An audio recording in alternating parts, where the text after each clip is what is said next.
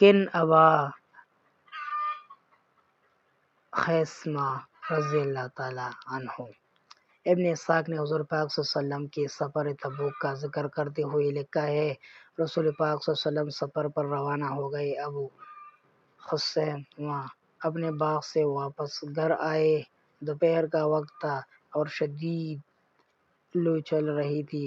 ابو خیثمہ کی دو بیویاں تھیں، دونوں نے اپنے کمروں کے دروازوں پر چک لٹکائی ہوئی تھی اور کمرے اندر سے پچ کر رکھی تھی۔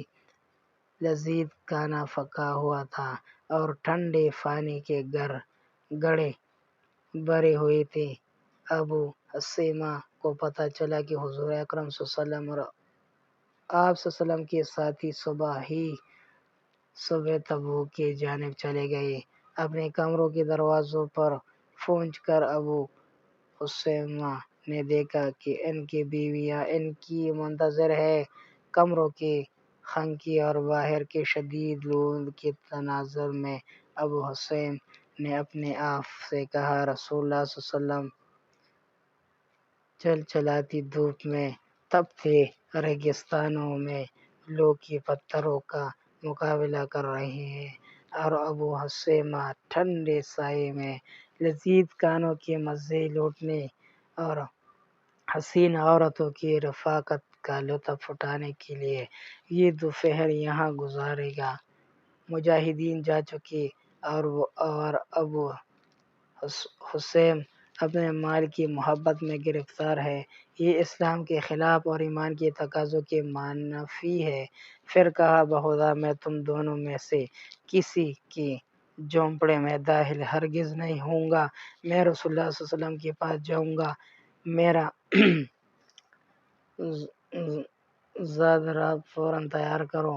انہوں نے زاد سفر تیار کر دیا تو اپنے باغ میں پہنچے۔ اڑنے پر کہ جوا قصا اور غین دوپہر میں نکل کھڑے ہوئے۔ ادھر حضور اکرم صلی اللہ علیہ وسلم جس روز تبوک میں نازل ہوئے، اسی روز ابو خیثمہ بھی وہاں جا پہنچے۔ راستے میں ابو خیثمہ رضی اللہ عنہ سے عمیر بن وہب الحمجی رضی اللہ عنہ کی ملاقات ہوئی۔ وہ بھی ان حضور صلی اللہ علیہ وسلم سے ملنے کے لیے نکلے تھے۔ یہ دونوں ساتھ ساتھ چلتے رہے۔ تبوک کے قریب پہنچے تو حضرت ابو خیثمہ نے کہا، عمیر، میں تو گناہ گار ہوں کہ بلا خدا عذر پیچھے رہ گیا تھا، تیرا تو کوئی قصور نہیں ہے، تو ذرا رک جا، مجھے تنہا حضور پاک صلی اللہ علیہ وسلم کی خدمت میں جانے کا موقع دے۔ چنانچہ حضرت عمیر رضی اللہ عنہ ذرا پیچھے رک گئے۔ ابو خیثمہ نے تبوک پہنچنے سے قبل حضور صلی اللہ علیہ وسلم اور دیگر صحابہ رضی اللہ عنہ وہاں مقیم تھے۔ جب ابو خیثمہ رضی اللہ عنہ قریب پہنچے تو لوگوں نے کہا، کوئی سوار اس جانب تنہا آ رہا ہے۔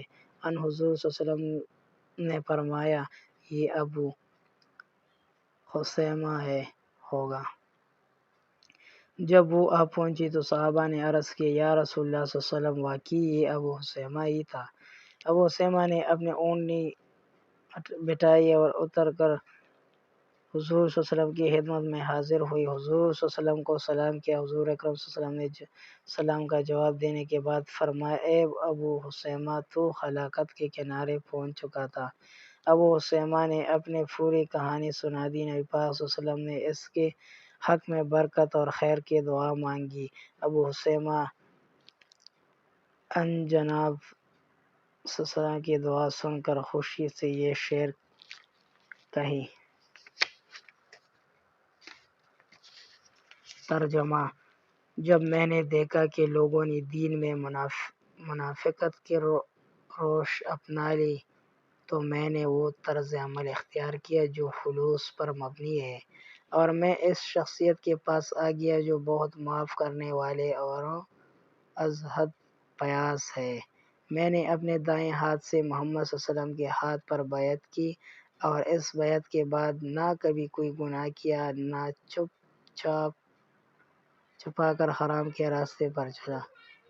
میں نے اپنے گھر میں خوبصورت اور بڑی سنواری عورتیں کو چھوڑا اور بہت سی دودھ دینے والی اونٹنیوں کے گلے چھوڑ کر چلا دیا اور گھوڑ کے بیلوں سے ہاتھ اٹھایا جن کی کچے پکی سرخ ہو رہے تھے اور کھجوروں کی پکی ہوئی باغات کو خیر باد کہہ دیا۔ جب منافقین دین حق کے بارے میں شکوک و شبہات کا شکار ہو جاتے تھے تو میں دین کو مضبوطی سے پکڑ لیا کرتا تھا۔ میرا مطمع نظر ہی دین تھا، وہ جہاں بھی مجھے ملا میں نے اسے سینے سے لگا لیا۔